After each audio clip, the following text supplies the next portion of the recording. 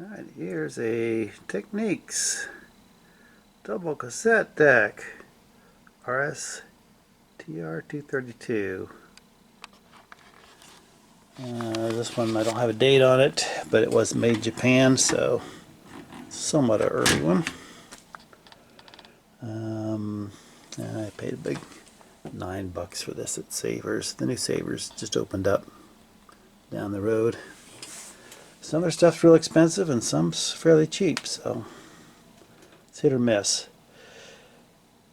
I thought I'd pick this up. I've already got a couple of spare decks. I got the Sony that I've been using.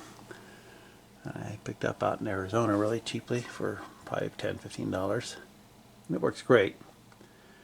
And then I've got a spare unit. And you know, they don't make good cassette decks anymore. The actual mechanism. And cassette tapes have made somewhat a comeback, not like vinyl, but maybe never get to that level. But there's plenty of record players, new ones still being made. They're just as good as the old ones, the old vintage ones, but not so in cassette decks. The mechanisms are just, the ones that are still being made are really cheap. Not as good as these old vintage ones. So I figured I better have a couple spares of these things, just in case I have a friend or somebody who wants to listen to their old cassette tapes again. The advantage of the doubles, these are really originally set up to dub, copy one to the other, which nobody would do today. But if you get heads worn out on one of these decks, you've got another one that you can continue to use. So there is an advantage to having a double. But this one does not work. I put a tape in it and it makes it engages and everything, but the tape does not move. So thinking maybe some belts might be bad. So I think I'll take this one apart and take a quick look. Okay, here's the guts of this.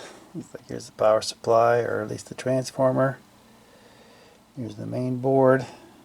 It's not exactly an empty box like some of them are. Fairly nice transports. This one's a single direction and this one's a reversible. So it's auto reverse, and that's just a single play. So when I first plugged this in, it wasn't really starting up. I mean, you hit that button and it would just, nothing would happen on either deck.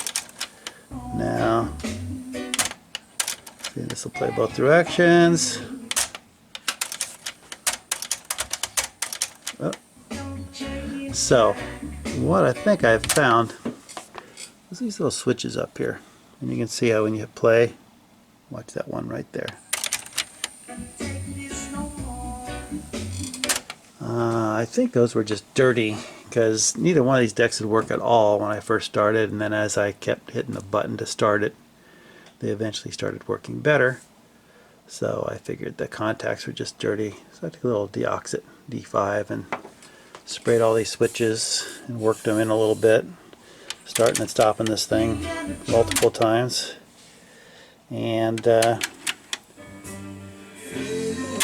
seems to have fixed it. So I think all I'm going to do is clean it up, clean the heads, demagnetize the heads, and then button it up, listen to it for a while, a couple hours to make sure it's okay, and then put a good sticker on it. So there we go, for $10, a nice Technics deck. Let me look this thing up, see if I can get a date code on it.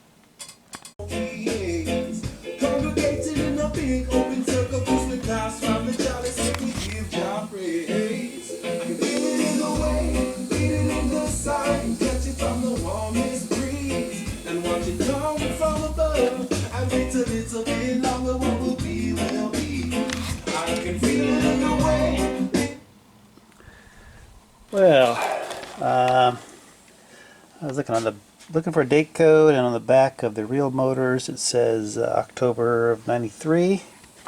I looked it up on Hi-Fi Engine. And it says that deck was made from 92 to 94, so I'll call it a 93 model year. So yeah, it seems to be working, both sides.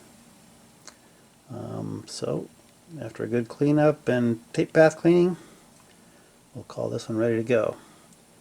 So again, another good find for $10 at the new Savers, and